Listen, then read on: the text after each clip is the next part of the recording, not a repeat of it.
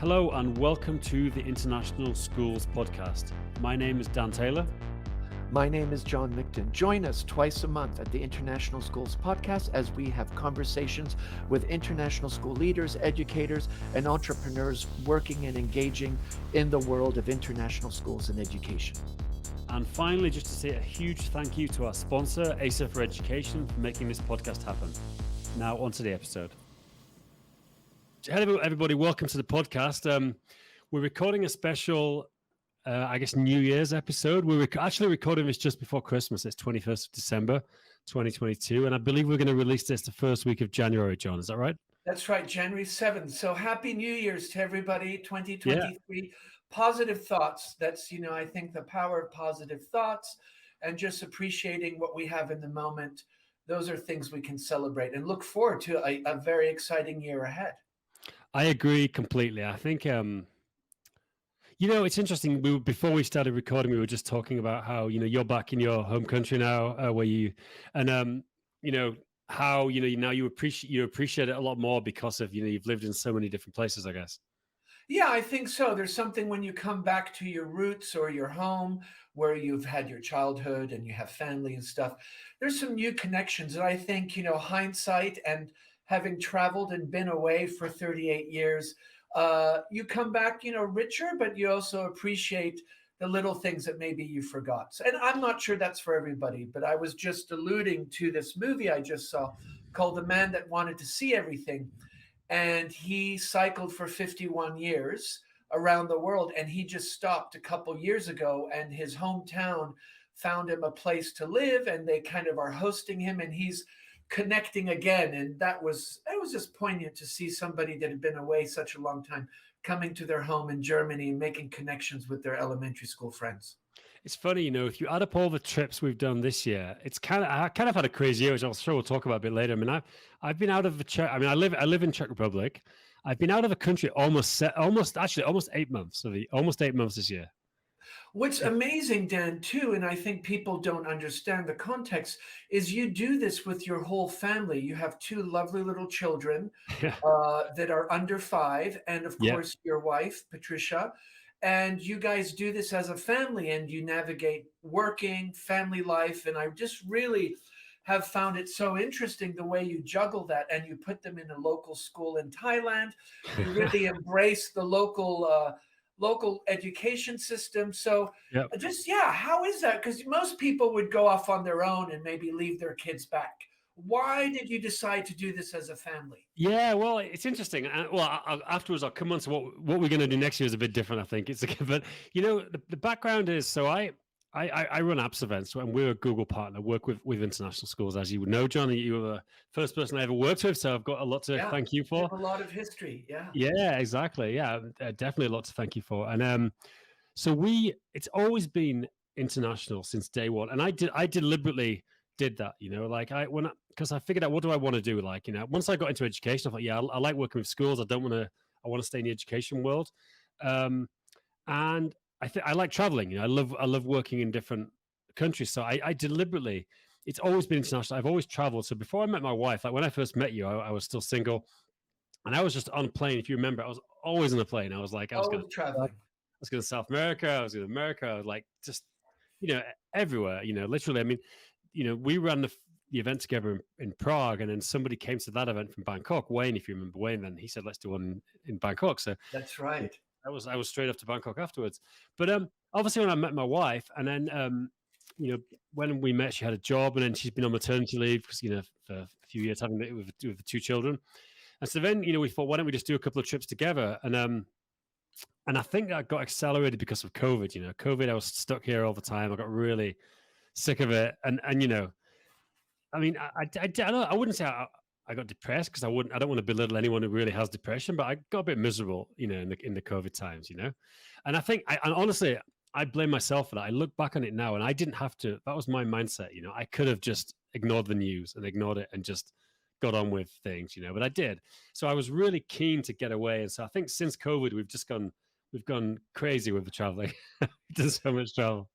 But I think what you're saying, Dan, about COVID, everybody, there are people that you thought would find it really challenging and didn't, and other people that were resilient, that suddenly that curveball just threw them off. I just think it's really hard to say there is a pattern. Everybody's so unique. And I think we know that the pandemic impacted everybody in some way, positively, negatively, or neutrally, but nobody walked out of this experience without some reflection and change. And I think, what was exciting as we were doing the podcast, and we've been doing this now for almost a year, Yeah. is just, touching base with you. You're in Bahrain, you're in Bangkok, you went to Cambodia, just having those, moments where we connect, and then just seeing how you're engaging with that. Yeah.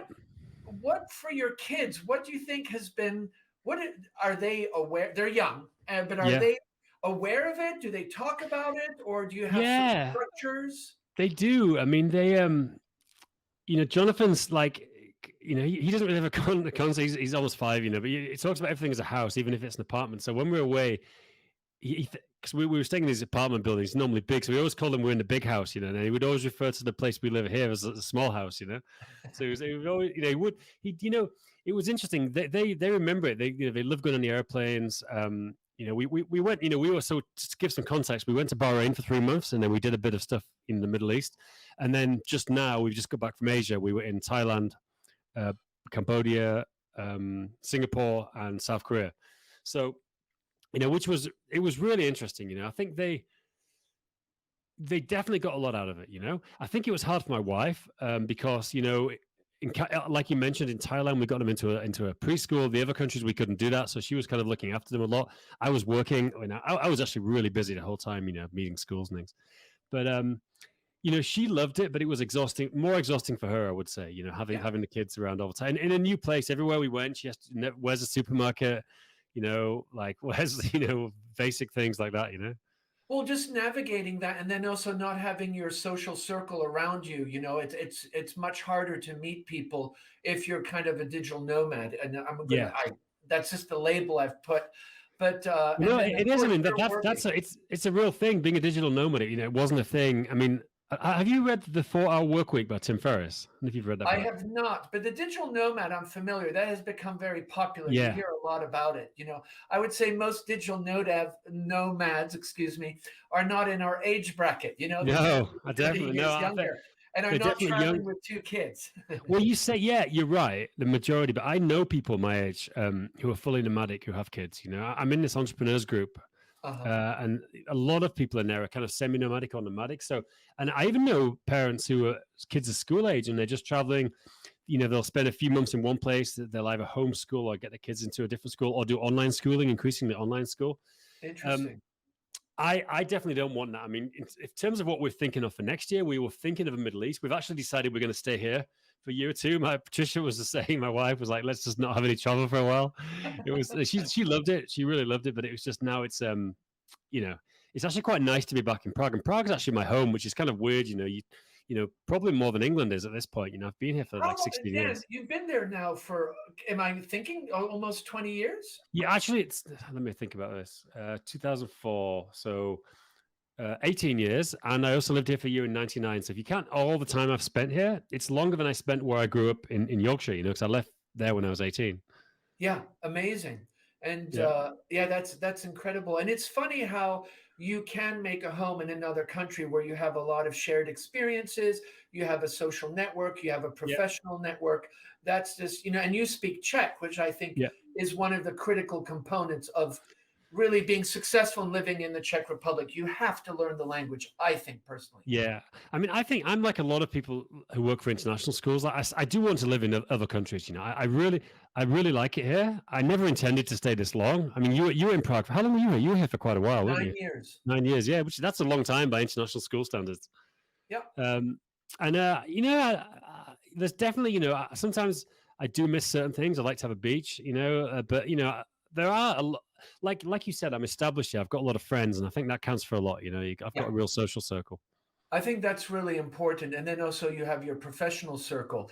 So Dan, tell us a bit about when you were in Asia. Was kind of the first time that Apps Events was running some live events. You were very active in different spaces.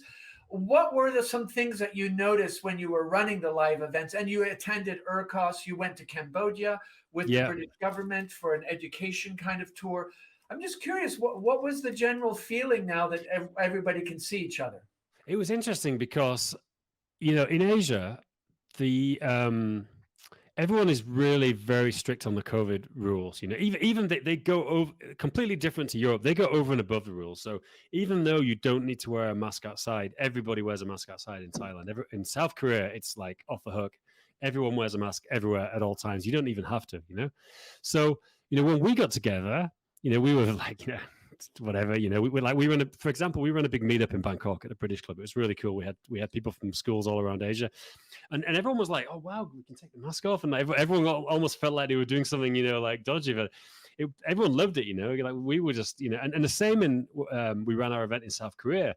Everyone was saying that's the first time they'd kind of taken their mask off, which Wow. so I actually it was kind of, people felt a bit like this was the first time they'd actually normally been face to face, so it was interesting, that was definitely an observation. I mean, I found it hard in Asia with the mask wearing. I did it during COVID, like everyone, and then I've just been out of it for so long that I really found it hard. And I think our events were a bit of a breath of fresh air for people being able to not wear the mask. Yeah, and I just remember I've lived in Japan a couple times. In the office that I worked in, we definitely used masks in the winter for the cold and the flu Yep. season, and you saw that. So I think culturally there's a greater sensitivity and Yeah. awareness of using the mask. While I think here, really in Europe, and I'm just talking about Europe, mask wearing really is associated with COVID. While I think in many areas of Asia, it's also seen as a preventative way to ensure that you don't get other people sick. So Yeah, I can imagine, and I definitely. think we forget, Dan, and I think your point's an important one. COVID is still going on in many areas, in many Asian countries, China for one. There's still that, I don't know if it's a battle, but there's an awareness. There are definitely protocols and procedures, and I think it's interesting to see how your participants saw that as a fresh air, kind of a Yeah. breath, a break from maybe the more regular day-to-day mundaneness of wearing It a was mask. interesting because that was actually one of the things I didn't like about this trip to Asia, was that, like, I'd put COVID out of my mind living in Europe. It's basically, it's almost forgotten about, isn't it? Day-to-day life now. I mean, people know it's there. Yeah. There's no talk about, I don't think lockdowns are ever coming back. There's no talk about lockdowns coming back. No I talk think about we're masks. living with it. I think Yeah. people have come to terms, and as I'm just can take the point of reference in Switzerland. It's there. Nobody's ignoring it, but I think we're more flexible and more agile on how to deal with it, and also doctors and things. With the vaccination, I think that made a big difference. Yeah, and then so you get to Asia and COVID, you're like, oh right, COVID, it's here again. So I guess that was one thing. I think people loved getting together. We ran the event in Busan in South Korea, which was really cool. I don't know if you've been to Busan, I but have not. No. it's it's a tourist resort on the southeast, I guess, of South Korea. It's big city though. I mean, like really booming city. They're trying to host the World Expo at the moment.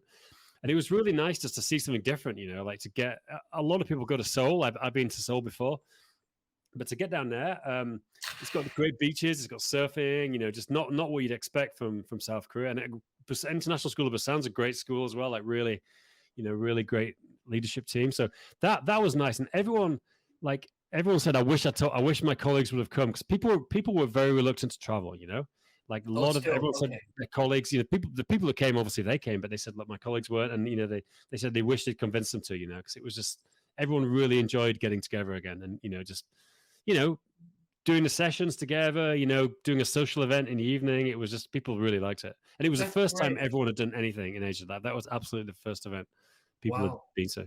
How was it at ERCOS? Because you went to the ERCOS, the ERCOS Leadership Conference. Was that Yeah. also very much protocols with masks and distances, or was That it was more a loose? strange one, because obviously a lot of expats there. So they said in the beginning you had to wear a mask, but most people didn't know. Honestly, like most people, Okay.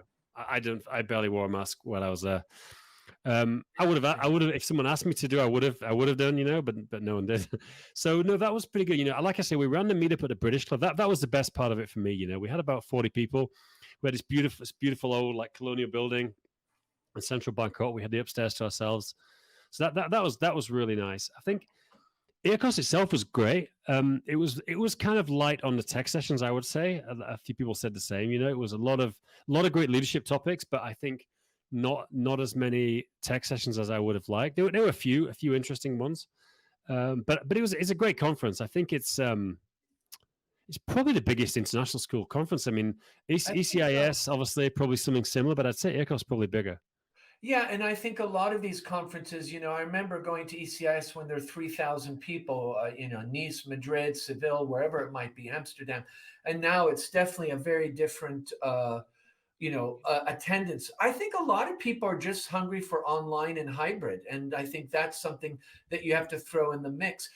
I mean, is that something you're noticing with apps events and the events? Are you doing all face to face next year, 2023? No, never. I'm never going back to that. Like, I know I loved running face-to-face events. It was great. Like I mean, as you know, we were running so many events, like, Yeah. almost every week we were running something. I never want to go back to that. Like, I want to do a few big events, like a European event, an Asian event, maybe something in the Middle East. Um, we've apps events has completely changed through the pandemic. Whereas before we were just Google PD organization. Now we're very much like a managed service provider for international schools using Google. So Yeah. we're doing support contracts. We're reselling different software systems that integrates with Google. We're doing loads of PD, but it's mostly online. We're so and we are running things in person. If anybody wants in person, we'll absolutely do it. But I don't want to go back to that. Like, I mean, it was great, but it's just exhausting to run that number of events. Yeah. Even with a team. I wasn't doing it myself. I wasn't even going to every event. No, But but just for you coordinating and the team. I mean, in my current professional situation, we're going through a training with your team, and I think also being online, there's agility. I think people are far more comfortable. They like the yeah, flexibility. I think they've gotten used to the idea of being online. That means I don't have to travel. I can work within my own schedule. I think yeah. even a lot of schools are, very mindful that online has a lot of advantages, and even encouraging teachers to look for online options first before going face to face. Yeah, and I So I think think everyone's that's getting their making. home. I mean, you and me, I can see you've got a standing desk the same as me. I've got the one that moves up and down. I've got my light, as I can see you have. People are getting more. They get their setup ready, to do stuff online now. That's We definitely have our a studios go. in our places. Yeah, everyone has a studio. Yeah, Now you but have to have a John, good mic and some light. yeah, exactly. But let's talk about your situation, because you've had some big changes going from Luxembourg to Switzerland. Very different role. Do you want to talk about what your year and how that came about? Yeah, so I've been an IT director. I was a director of e-learning, and then head of education media technology and a deputy principal over the last 18 years, really kind of in IT leadership and management, and absolutely loved it. But I just I think at some point, and I think COVID really highlighted, it's a time to reflect, and I decided that I really would like to move into a different space. Yeah, I hadn't been teaching in years, and just really enjoyed. I was always, whenever in my role that I had as a leadership team member and an IT director, I always made sure I taught a class or two.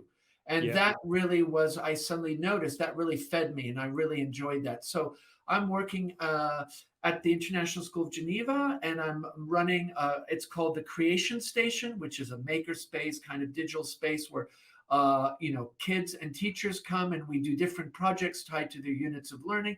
And then I'm doing a lot of digital literacy, digital citizenship with faculty, with students and parents. And, this is something that I really am passionate about. And just working with kids has been so amazing. And, you forget just the energy and the way they come into things. And, we were doing roller coasters, having them explain and demonstrate yeah. force, friction, and gravity with paper rolls and pallets and ping pong balls and duct tape and glue guns, and just that agency.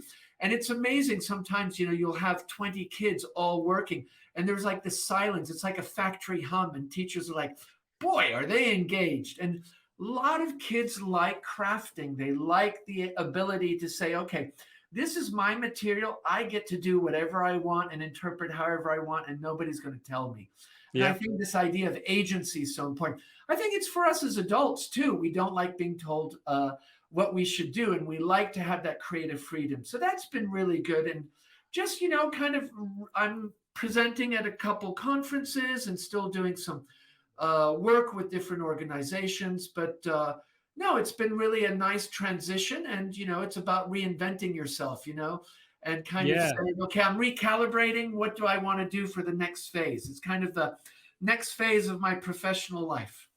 I see that myself. I think a lot of people, like, COVID has been almost a forced transition, like, into different things, and for me it has. I've definitely changed direction, thought a bit, but also, I'm not a kid anymore. Now I'm thinking, what do I, how many more acts have I got left? What do I want to do the next 10 years?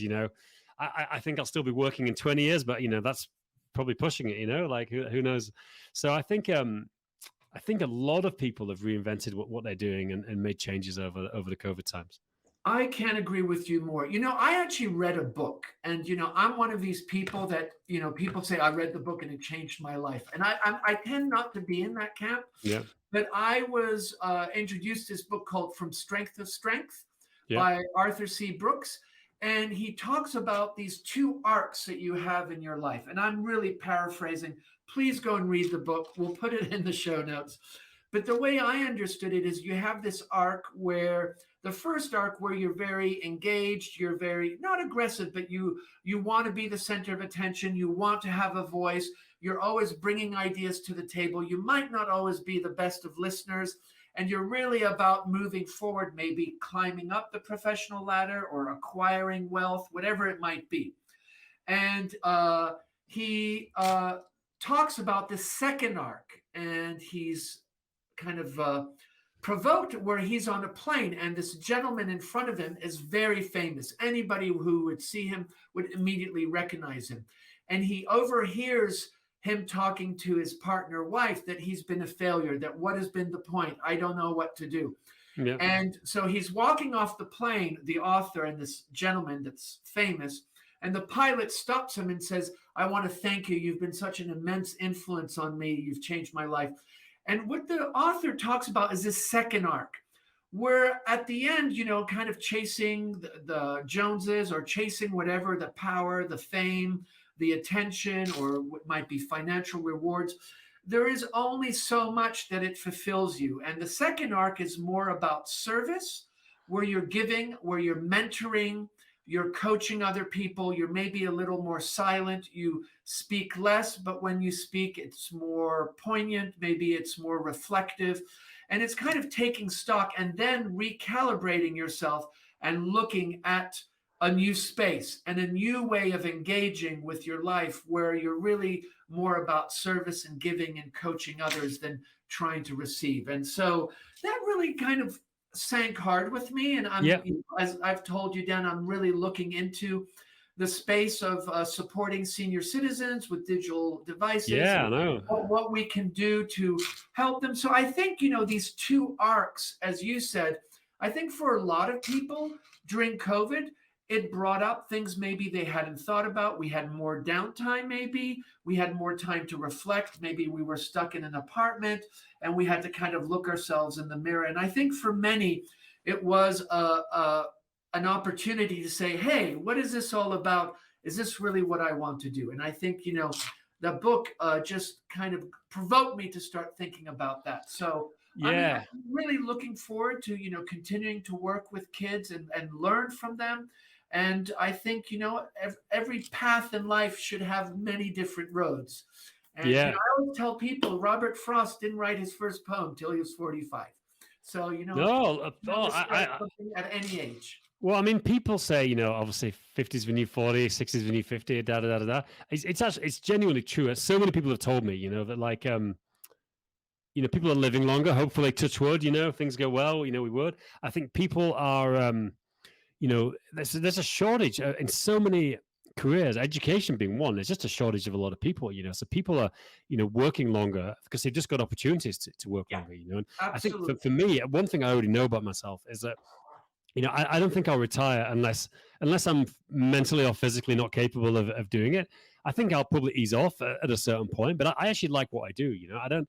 I mean, I love hiking, skiing. I love playing golf, surfing. I like doing all those activities, but I don't need to do that all day, every day. I, Yeah, I yeah. like to. I like working, and I like doing this podcast. Like I like, you know, doing organizing things for schools. I don't know. I want to keep working. I think. Are you the same? Do you think of?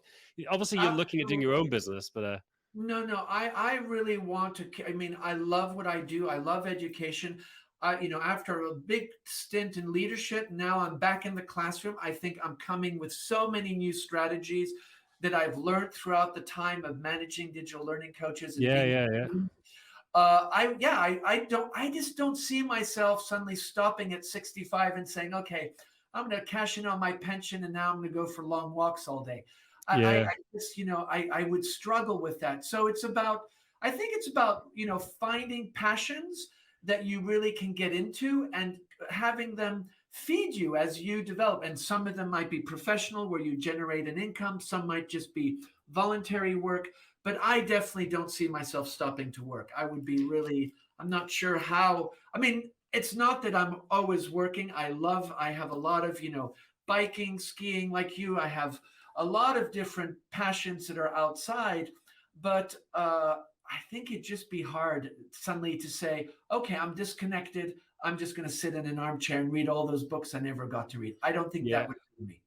It's interesting, because knowing you for like so many years, like you've gone through an interesting transformation. Because a few years ago, you were very much thinking, okay, do I get into school leadership? And you were looking into it. You were you're talking to schools. You had some offers. I believe, you were actually thinking of not just IT leadership, but school leadership. It was, I think, if I hadn't have gone down that path, I wouldn't have kind of appreciated what I do.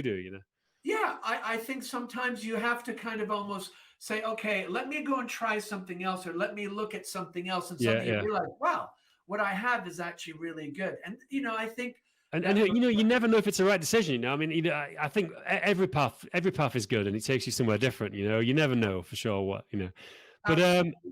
Dan, it, I'm curious, and I know this is a quick switch, but sure. I really want to hear about Cambodia because that was a really unique opportunity that you had, and maybe you can give us a context about Yeah. that. What was the purpose, and what did you notice? What did you learn? So that was my favorite part of the Asian trip. So it was a trade mission, actually, organized by the British Department of International Trade. I managed to get on it because we're a member of, there's something called the British Educational Suppliers Association. It's like a trade body for educational suppliers. Uh, We just became a member. So I managed to get on that, and it was a great experience. Like, we got invited. So it was only 3 days. We went to a reception at the British ambassador's reception, at the ambassador's residence, which was kind of very old school, in a beautiful French colonial building near the waterfront. And then we had a day with a lot of education leaders for Cambodia. It was great. We met the Minister of Education. We met a bunch of universities and schools. We met a bunch of there's a few British, international schools opening up there now. Really, really interesting things like boarding schools to get Chinese families to send their kids to boarding school because it's very hard to get into international schools in China. It's a long way to send them to oh, Europe, so a close country. So Shrewsbury, which is a big British, private school, yeah. setting up a huge international school there just to get Chinese boarding school kids, which is fascinating to me. So the kids are flying in from China and then Yep, doing the boarding, and they'll do the IB or the British yep, curriculum, A exactly. A level, British IB, curriculum. Yeah. CSB. So That's an that was that, and it interesting was idea. interesting. And then there was like a kind of trade show thing. It was fascinating. Now, the last time I was in Cambodia was 30 years ago, which Wow. was, the Khmer, not no 30 years, yeah, 30 years ago, and that's the Khmer Rouge was still in power in the north of the country, in pockets. There were landmines everywhere. It was a kind of very edgy place. Anyone who was there at the same time will know. When you would travel by 4-wheel drive, if you wanted to take a pee, they would say stand on the road. You don't walk into the dirt because it was so heavily landmined the whole country. Wow, that's amazing. Yeah, and kids with machine guns in the countryside. It was a really different place. And then and Phnom Penh was very much a low-rise city, old buildings. And now, if you just Google like Phnom Penh's skyline, like there's skyscrapers everywhere. I've never seen such a transformation. Like literally, like mini Manhattan in parts of it. Just tons of skyscrapers. It's absolute I've never seen a transformation of any country like Phnom Penh. And who's bringing in the money to build these skyscrapers? Is it the local government with joint ventures? It's well, from what I can understand, it's a lot of Chinese investment, Okay. mostly Chinese. There's Chinese people everywhere, and there's a lot of, it's not all legitimate business in Cambodia. There's a lot of illegal logging, illegal, wildlife things. You've got these things called special economic zones, which are, they're kind of fiefdoms, really. And there's, I don't know if you've read. I've got a really great podcast I can send you about.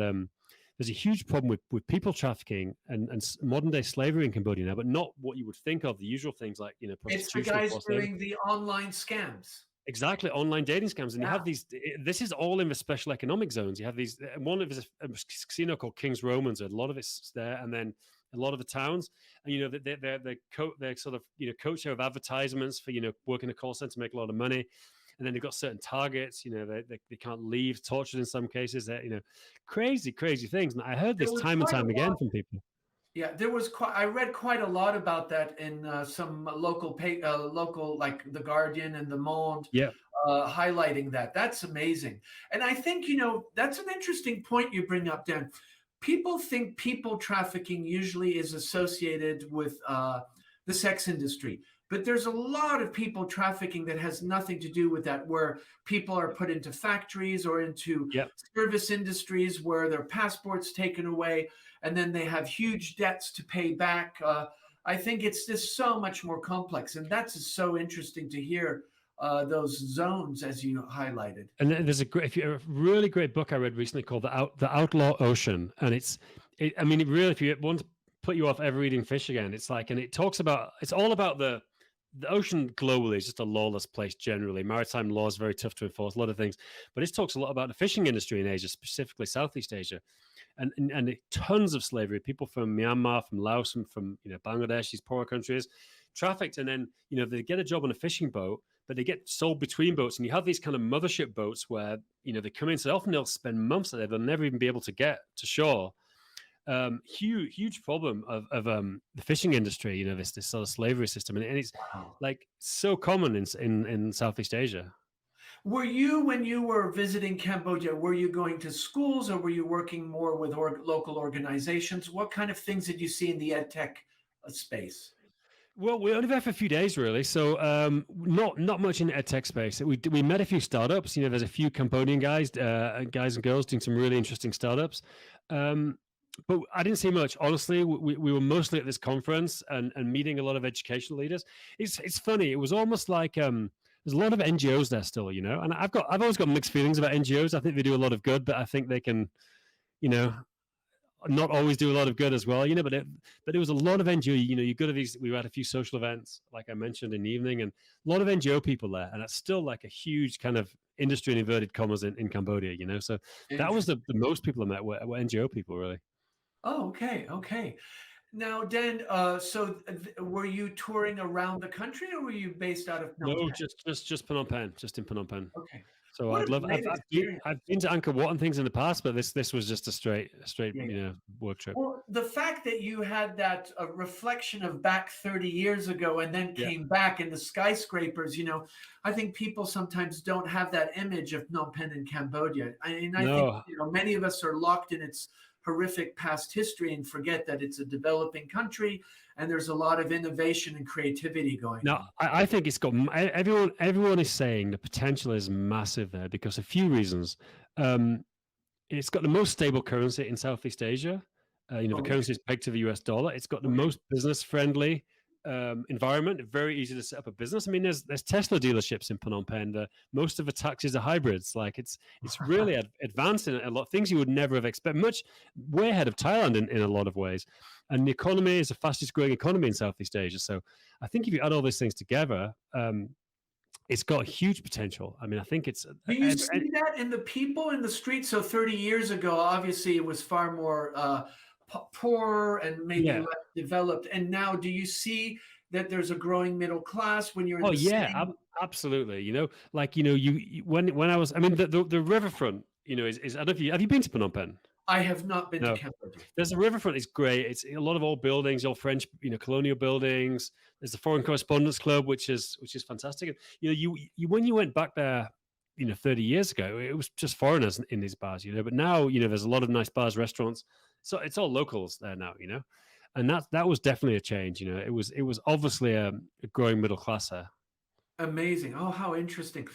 Dan, 2023, what is Apps Events? Kind of how are you positioning yourself? What is the crystal ball of Apps Events thinking for 2023? I'm just curious. I mean, for us, it's just more of the same. I mean, I've gone back to my roots, like I was saying. My background's in IT, and now we're doing much more tech stuff, which I love. A lot of tech. What do We you do mean by tech. tech stuff? Maybe unpack that a bit. Yeah. So, for example, we're doing a lot of audits. We developed an audit with Google, a Google security audit, where we go into someone's. It's quite comprehensive. It takes a week, and we really look at every aspect of Google, their sharing of documents, the security features, or whatever.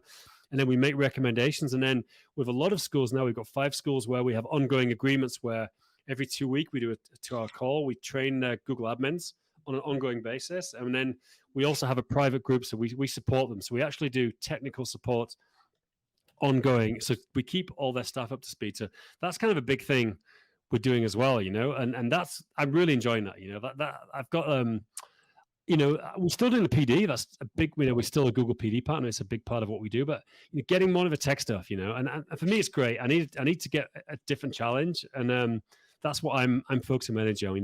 Like I say, the PD, we're still doing it, and the other guys are running that. But I'm definitely personally focused on the techie stuff now. And do you think people, because Google Workspace and education has become so prominent around the world, do you feel that a lot of schools maybe are challenged sometimes managing that aspect, the security, kind of the more granular aspects? I think the big schools, definitely. The big schools have problems. I think if you're a small school, it's you can do it pretty easily. I don't think you need much help. I tell people, you probably don't need our help in a lot of cases, but I think big schools. That's interesting. What is it about big schools that need more help than small schools? Because I would think that a small school might not have the skill set. Yeah, exactly. You're right. That can be a problem, but I mean, there's just a lot of work to. You've got more people to think about, more students capable of doing, mischievous things, more gaps, in more. You're more of a target for hackers, as if you're the bigger organization you are. Yeah. There's it's fascinating actually. I won't name the school, but I was meeting a tech director from a school in Seoul, and they paid what's the organization? Know Before. I think it's Know Before. It's a cybersecurity service for schools, and they were doing a pen test, actually a penetration test and phishing as we were there, and it was something as simple as they just sent an email to all the staff. It looked like a Google password reset, and then the tech director I was out for a beer with, it was tracking on his phone real time of how many teachers and how many staff members had opened the link, and then how many had given their full Google logon and password. And at the time I was with him in the pub, and this is a famous school, school you will know, with about 20, I think it was about 20% had clicked on the link, and somewhere between 5 and 10% had given all their Google password information. Yeah. I think actually that's a kind of a amazing story, but I think we underestimate how digital security, and very much at the social engineering level, phishing, spear phishing, and phishing. Actually, I think so many people are not adept at that. And I think organizations and schools, it's something that sometimes they struggle with. And I think, it's amazing how destructive that can be. Yeah. And I think just the awareness and providing the professional development and the PD, and also ensuring that your leadership team and your IT team have the skill set. That's amazing. So you're finding big schools because of the complexity of doing this large scale? I think so. I think, there's a lot of complexity. I think that big schools have a lot more systems that are integrating with Google, they have, and I think they generally have bigger tech teams as well. You'll have more Google admins. So I think, schools want continuity, they want to know that there's knowledge centrally. Everyone's trained up to a certain level. If someone leaves, the next person can get trained up. As plenty of schools. I was at a school in South Korea, actually fairly big school, and someone had a full teaching load, and he was also the Google admin. That was Wow. just an hour. It was, Yeah. and it was over 1,000 kids in the school, and I was like, wow, that's like, I think that's you know what? There's so many people out in the world of international schools in the IT field, tech directors, tech coordinators that teach part-time or full-time and manage that. That's an amazing workload. And I think yeah, because of the complexity and the challenges of the whole security, digital security and GDPR, name it, it's amazing. I just have so much admiration for people that are juggling that. And you're thinking, how do you manage? That must just, that's a lot to be able to digest and run a day to day. and that's actually another interesting observation from Asia. So when you were in Asia, and actually even pre-COVID, privacy and the laws around privacy there was almost nothing in Asia and the Middle East. It was very, or if there were laws, international schools were ignoring them. But now every country I went to has implemented a version of GDPR. They've all got their local GDPR version, and a lot of it's based on GDPR, but it's incredibly complex. And time and time again, every school it's a big part. It's a big hassle. It's a big part of their job. They're all having to be compliant with the Thai GDPR, the Korean one, and that was something that, like, I'm sure you agree. Pre-COVID, a lot of parts of the world international schools were just like, we don't have to answer to anyone. Technically, there was a law, but no one really cared about it. Yeah. I think GDPR was really, for many schools, the first time they said, oh, we need better to see, oh, our data is everywhere. We have 10 different databases that don't talk to each other. I think that definitely GDPR in the European space. I remember when you were in Luxembourg, you took it very seriously. You were you were like hardcore in the GDPR. I took it very seriously. And there was a whole group of IT directors that, really took it on. And then, of course, 9 in the UK were helping schools, and there were a lot of conferences. But I think through the process, what people realize is they have a lot of procedures and protocols where basically sensitive information was just floating around. Yeah. And maybe there wasn't anybody taking it, but the capacity and the vulnerability that people were setting themselves up for was quite astounding. I think we've come a long way, but I still think the digital security, is still one of the top things that I think a lot of people are looking for further professional development. Yeah, definitely. And exactly. You mentioned Nine. I met the CEO of Nine out in Thailand. I met him in Thailand and I met him in Singapore, actually. Yeah, nice guy. So I'm in touch with him now. And I think the companies know before. I think it's Kevin Mitnick's company, the hacker guy. They're doing a lot of stuff with international schools. They do a lot of training. And also some packages where they'll do phishing exploits and things like that. Yeah. No, I think that the whole security thing. I mean, for me, the digital security, but the other one is this Chat GPT-3. Oh, that's just changed the world, hasn't it? Which is so interesting, and I have the privilege of being part of AI in education. Greg Clinton, who's the IT director at the American School in New Delhi, has been running this group, and just some of the conversations is, and I think usually there's a reaction of like, oh my God, fear, and then, oh, we're become redundant. And I think it's quite the opposite. It's about how do we reconfigure the way we teach, including AI as part of that narrative. It's this cohabitation. Yeah. I think the cohabitation is where people need to kind of move to and say, okay, it's here. How do we still have a value-added proposition being an educator and being in front of kids when we have these AIs? How do you live with them? How do you make them part of your narrative? How do you make them part of your toolkit? I think that's where people have to move. It is definitely, but I think, yes, you're right. And I think, people like us will find a way around it, but I think there's a lot of jobs that are going forever, tons of call centers, support roles, general admin. There's just, I think it's going to be like when the Industrial Revolution came along and who needs horse drivers anymore? Who needs, a million jobs, So I think it's going to be transformative in terms of, and tough time for a lot of people, I think. I can agree with you more. I think also educators have to, for me as a kind of a caution, be careful just saying, oh, now we're redundant. No, you have to reinvent yourself, Exactly. What is it that you bring to the table that AI doesn't? And I think that requires introspection, maybe looking at the things that a teacher does that AI can't.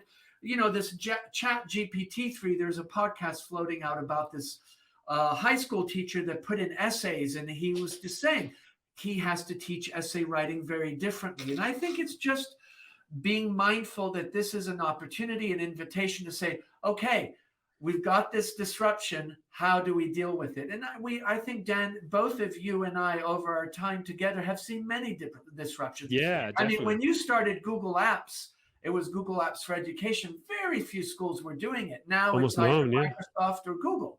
I mean, there's not a school that's not doing one or the other. Yeah, and Chat GPT has got the potential to massively disrupt Google. I mean, Google's working on an AI solution, but they've, this has got the potential to undermine Google's search engine. I mean, it could be huge. I mean, Google's definitely got a lot to do to keep up with us, I think. That's interesting. What was really interesting is I didn't realize it's not connected to the internet. So basically, it's just been given all these data sets. I didn't know that. Yeah, so it's because once I actually put in a question asking about a certain American politician, would he be reelected for 2024? And it wrote back and said, sorry, I can't answer that because I only have information to 2021. Right. That's interesting. Yeah. But I mean, can you think of a tech, anything tech-wise that people have talked about this much since it was released? I think the Google search engine when it came out. Sure, yeah, you're right. That's probably the case. Yeah, true. But it I mean, was that's been a things long over time. time, If you Dan. remember, there was Lycos and Hotbot and a lot of different ones. Oh, Alta Vista, Dogpile. Yeah. I mean, Yahoo, all of obviously. them disappeared. I mean, think of Netscape. Yeah, exactly. Even Yahoo, I mean, I still have a Yahoo email, but I'm thinking, is Yahoo even, those are the things, those transitions where companies are, Kodak is a great example. I definitely think something like ChatGPT, I think Siri is another interesting AI. And of course, the Google Home, the Amazon Echo, all those things, they're interesting because they disrupt what we think we are kind of masters of. Yeah, exactly. And remember, this is just beta version 1.0, and it hasn't even been widely released. But most people have never used it, this ChatGPT. So. Well, my wife and I were on it the other day. We were looking to get report cards written. We thought if we give certain profiles of a student where they're struggling, where they need to improve, and just kind of, keywords, it generated a report card. And that was just, like, oh my God, or I even had it do a lesson on fractions for 9-year-olds and 10-year-olds. Really? Asked it to do it in French with a multiple choice test and a grading scale. Wow. And it's writing code. People are saying, write me a program in Python to do this, That's interesting because I think, if you go to the OpenAI part, you can see that it does images, coding. There are just a few other engines, which I think are just fascinating. No, absolutely. Dan, I was curious, are we at our 100th podcast yet? I don't know. It's a good point. We might be. You know what? We should start doing. Actually, we should start putting numbers on. A lot of people do that. They have episode. Let's. If you agree, let's start doing that. Episode 3, 4, 5. Because then, the best thing about that is I've noticed people saying you can refer to another episode. So if we want to talk to say, Arnie Bieber episode, we can say check out episode 36 or whatever. Yeah. Let's do a huge number. I think I'll get Jane to back number them as well, and we can have them all numbered. And that'd be great to back number them. Yeah. I remember maybe a month ago I counted. I was somewhere at 85 or 87 since you and I started. But of course, you've been doing this for much longer. Yeah. Well, obviously that's the other thing. I'm so glad you got involved. It's a completely different podcast now. So I think. Well, thank you, Dan. And we're getting. I mean, we've had a couple of episodes go viral, and I have no idea where from. Isn't that funny how some things go viral and others don't? I know, but really viral. Like the interview with Chip we had tens of thousands of downloads, and I can't work out where it was from. Maybe it was a bot or something. Yeah, I was thinking that, but I don't know. What? Yeah. I must say that it's been fascinating talking to people, and one thing that I want to give credit to all our guests, they're always so open to spending time and sharing, and we've had all kinds of different people. And, definitely. When we write to guests, they're always like, "Oh yeah, I would love to," and some guests are like, "Let's come back." And I think there's a lot of value. It was interesting. One guest, Kevin and Amy, who've done a lot of podcasts, said we were the first podcast that didn't give them a list of questions. That we basically said, "Yeah, we're going to kind of talk about this," and then we go off, and it kind of goes everywhere. But What do you think, Dan? Because I know you listen to a lot of podcasts, and this is something that I think you do so well, is a kind of just have it very organic and open. You're not too much into structure, unless I'm misunderstanding. No, you're right. Well, you've done it. I had not enough structure. You've added in a reasonable amount. I mean, you're very good. You send a bio doc. You create a bio doc for every guest. They fill in the bio. We talk about. We let them know what we want to talk about. I did nothing, and it was crazy. People were turning up, and they were like, "What is this podcast? What are we talking about?" And I'd be like, "I don't know," And but if you look at, I think the Joe Rogan show. If you know Joe Rogan, he's probably the biggest podcast in the world. I think he is definitely the biggest podcast in the world. Quite controversial to say the least. Yeah, he is, but it's some great. I mean, he gets amazing guests. Like he gets everybody. He gets Zuckerbergs, he gets presidents. He gets everyone famous. But he doesn't prepare anything. He just freestyles everything. No preparation. Doesn't give him any questions in advance. And he goes, his typical podcast, he'll go for like 3 hours, just just chatting, and that's what's interesting about podcasting, because you consume in a different way. You don't watch like you watch a TV show for half an hour or an hour. You just, even that's changing with Netflix and binge watching. That's a different story. But you listen to a podcast when you're driving or running or walking, and you listen to a part of it, and then you listen to another part of it. The next absolutely. one. Absolutely. And it's interesting because I have reached out to quite a few people, and the answer is, "Oh, it's going to cost you X thousands of dollars." And I don't know. I just feel that, if we can't have a conversation in this context without an exchange of money, I sometimes struggle with that. What do you mean, John? You mean we've asked people to come on as guests and they've asked for money?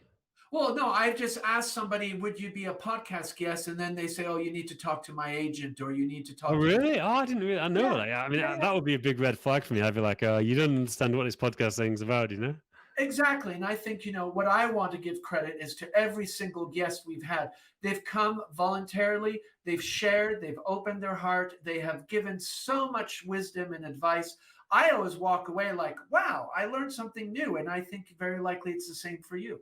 Definitely, 100%. And but it's a two-way street, because we get, we'll give them a profile raising something. It'll be, when people Google a name, it's going to come up. Some people will listen to it who might, we've had I won't name who it was, but a lady who was on our podcast got a job through someone who listened to the podcast, reached out to her on LinkedIn, and she got a job through it. That's right. So if you're looking for a job, be a podcast guest with us. Yeah, it's true.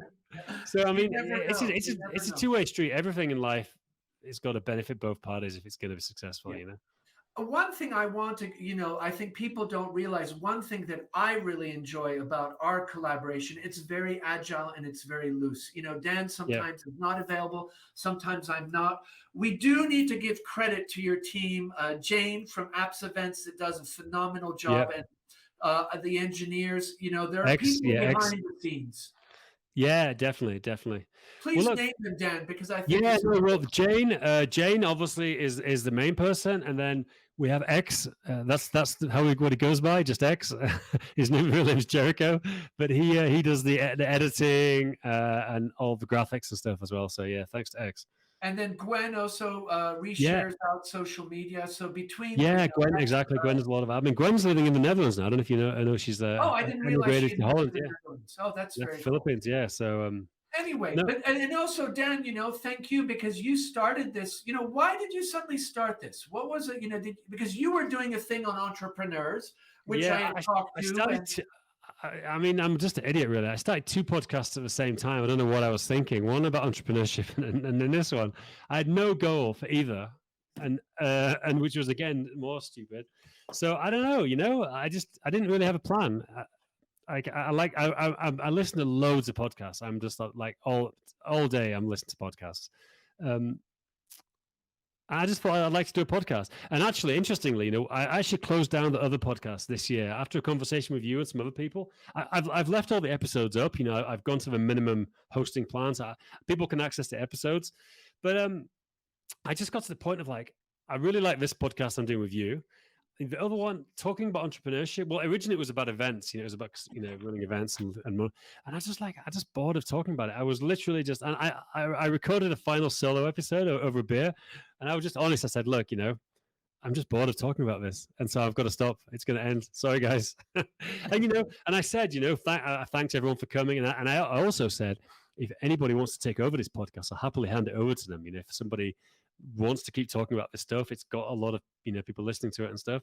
But I think you mentioned this earlier. I think like you've got to sometimes move on in life and draw a line on things, and you've got to like, you don't have to keep doing everything forever. Like this podcast, I put a lot of effort into it. I recorded a few hundred episodes, and I think at the end of the day this year I was like, sorry, that's it, I'm finished.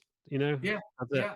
And I think, that's an important awareness to say, listen, I had a good run. Now I can step back. And I think that's, And, International Schools Podcast. So you really, when you started this, you thought, I want to get into the space. I want to highlight the world of international schools.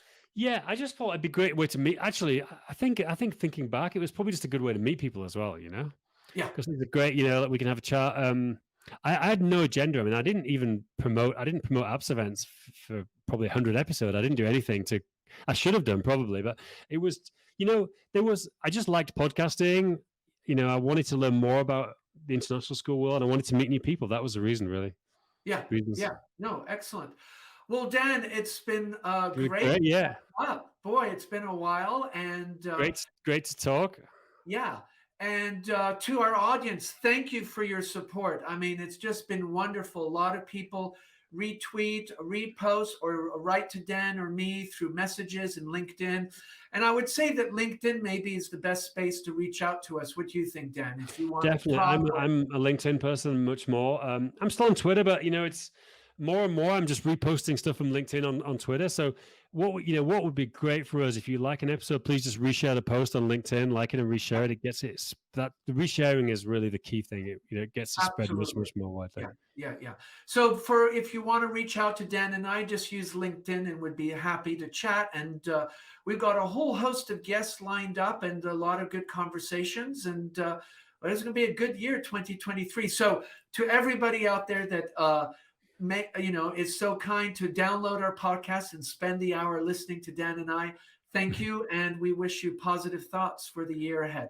Thanks very much, John. Just one thing to finish. I think I told you this story, but I was at Bet Asia in Bangkok, and I was just walking to their coffee place, and I just got talking to a woman who worked for Adobe.